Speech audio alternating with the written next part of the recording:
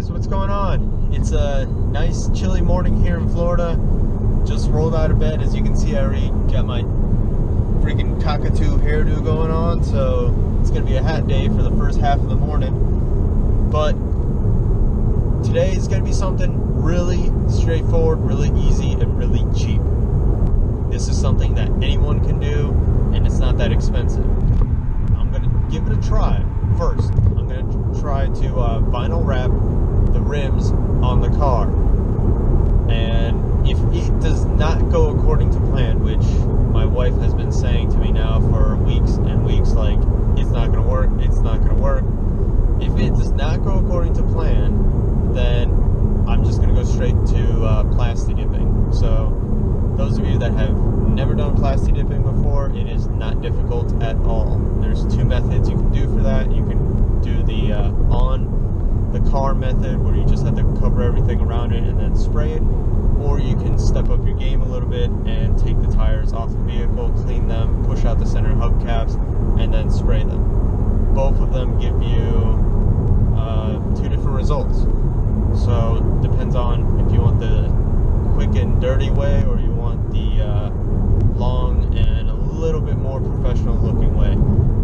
Now, I know Plasti Dip isn't professional, but it gives a good temporary change of the vehicle, and it lets you try out a rim color that maybe you were thinking about putting on the car, because right now I'm in the process of deciding what rims should I put on this vehicle, and I'm looking for 19-inch rims. If you guys know somewhere that has rims at really good prices, please put it in the comments. And if you guys know or think of a rim that will look stunning on this car, also put that in the comments, and I will gladly take a look and see whatever you guys put down there. Very first thing that we're gonna have to do is loosen these lug nuts.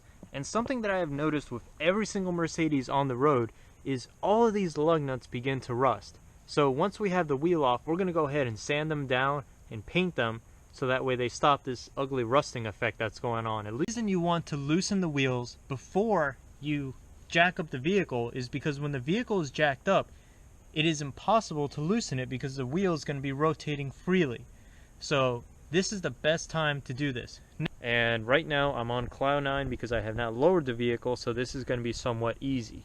What we're going to do is come right over here, right where this line is, maybe about 1, 2, 3, 4 inches down from there. When you get here, you can see this plate. This is called the jack point. This is the point where you should be putting your jack to raise or lower the vehicle. And this is the only point, there's 4 of them, this is one of the only points you should use to jack up the vehicle, because everywhere around it is plastic except for that point.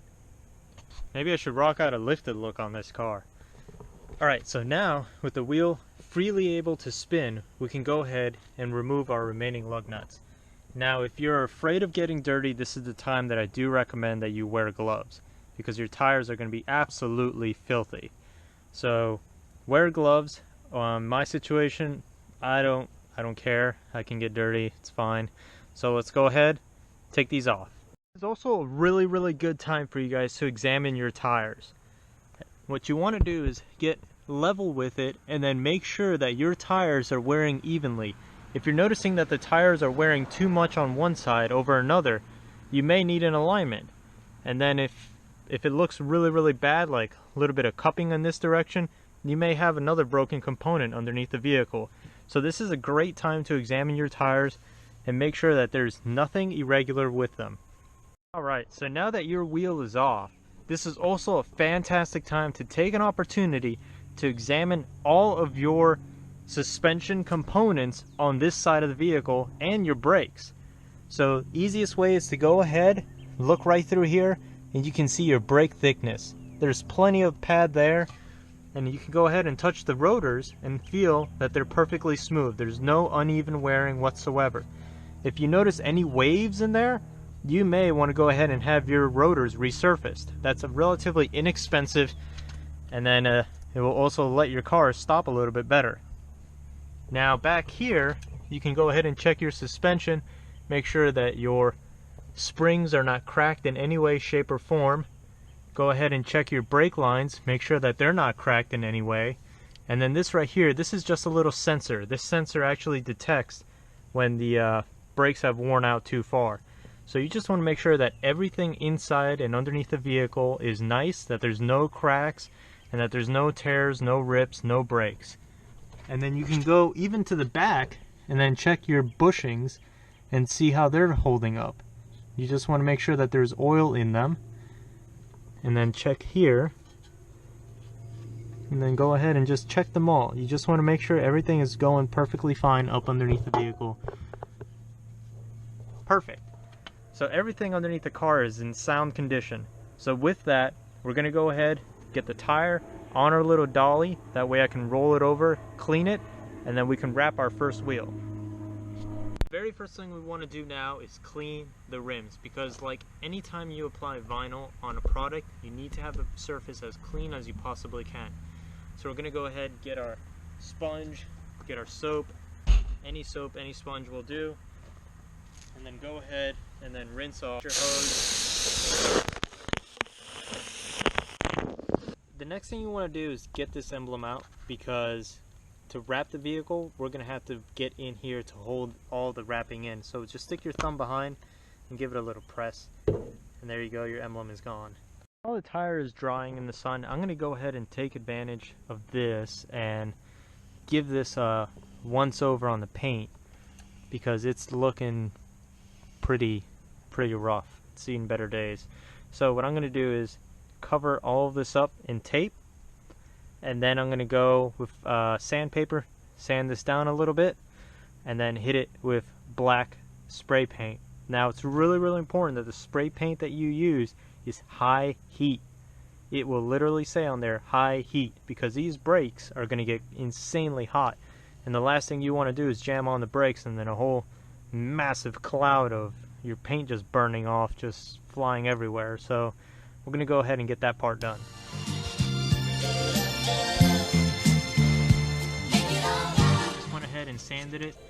I just used 150 grit sandpaper, and now it's silky smooth. So what we're going to do is get a paper towel, clean it off, and then hit it with our spray paint. Look how much better it already looks. That's just with one coat of paint. We're going to go ahead and let that dry. And I know some of you are concerned about this area here. To do this area here, I got to take all of the tape off, rotate it, and then spray that area. So I'm going to just wait for this to dry. I think one coat is more than enough, and then I'll touch up that area. By now, that wheel should be dry. So let's go ahead and check on our wheel. Great, it's perfectly dry, inside and out. So what I'm going to do is cut up a piece of vinyl and then start to see how we're going to approach this project. Alright guys, get ready to laugh your asses off, because I guarantee you I'm going to mess this up multiple times. I think the best way to approach this is I'm going to go ahead, tear off the vinyl, and then put it on, and then apply some heat and work this in, and then tucking it in around the corners. We'll see how well this pans out.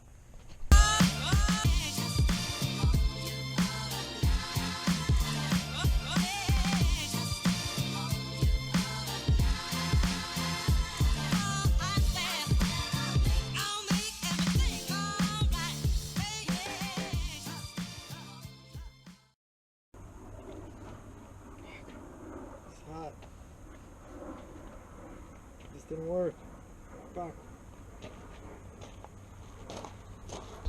So I fucked up big time. That vinyl did not go according to plan. The missus was 100% right. She said, what was it that you said? It's not gonna work. She said it was not gonna work. She was fucking right. I should have listened to her, because it was not gonna work. So I'm gonna go make an emergency trip to Home Depot, get some Plasti Dip, get some glossifier, and then finish these rims as quickly as I can. That way I can get my car back on the road. I know this is not something that I wanted to do, and I know I let some of you guys down because you guys wanted to see these on the car, but I'm just telling you, maybe somebody out there can do it, but I cannot. That shit was so hard. and such a pain in the ass with all those bends and corners and twists that wrapping that was going to be painstakingly long. I think it would have taken me like a day per wheel to do it, so that's not a great way to use my time, right? Yeah, definitely not a good way to use my time, and it's not a good way for you guys to use your time. So I'm gonna go grab these cans of paint. Alright guys, see this right here? This is the paint that you want to use for those brake rotors. Now let's see if we can go ahead and find that Plasti Dip.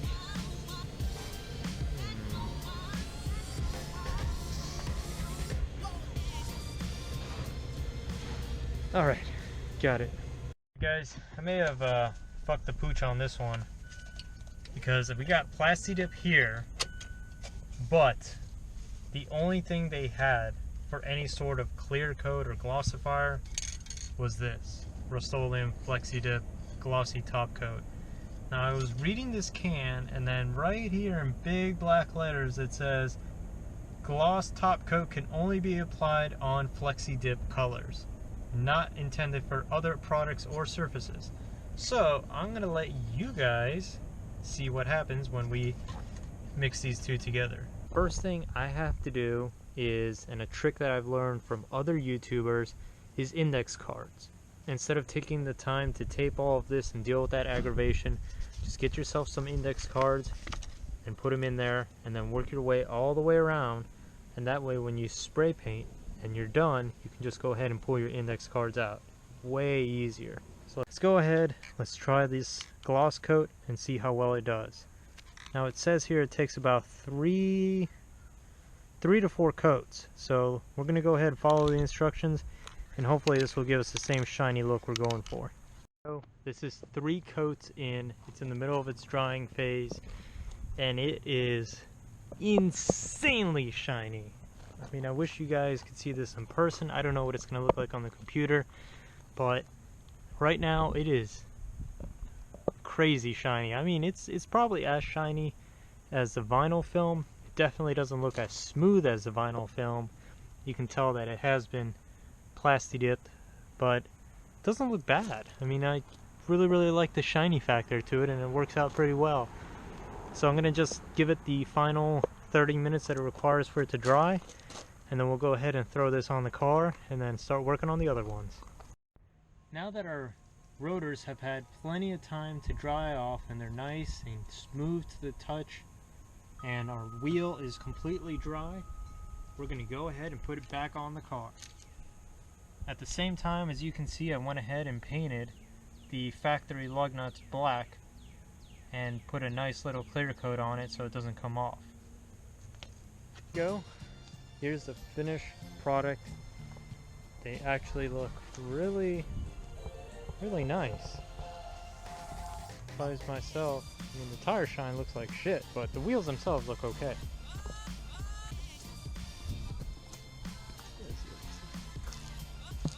Okay, so I think that's the look that I'm going for.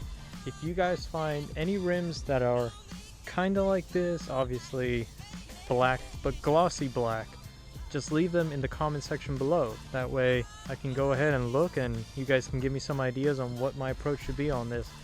I don't think chrome is going to do it. I don't like chrome, so just if you guys find any cool rims, just leave them down there so I can peruse at them.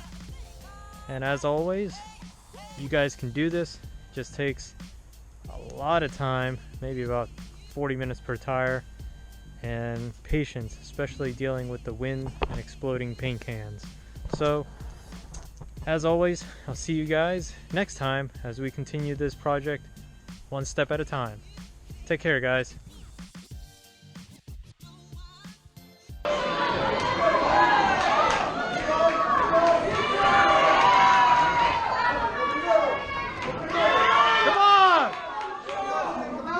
Be aggressive! Come on, Evan!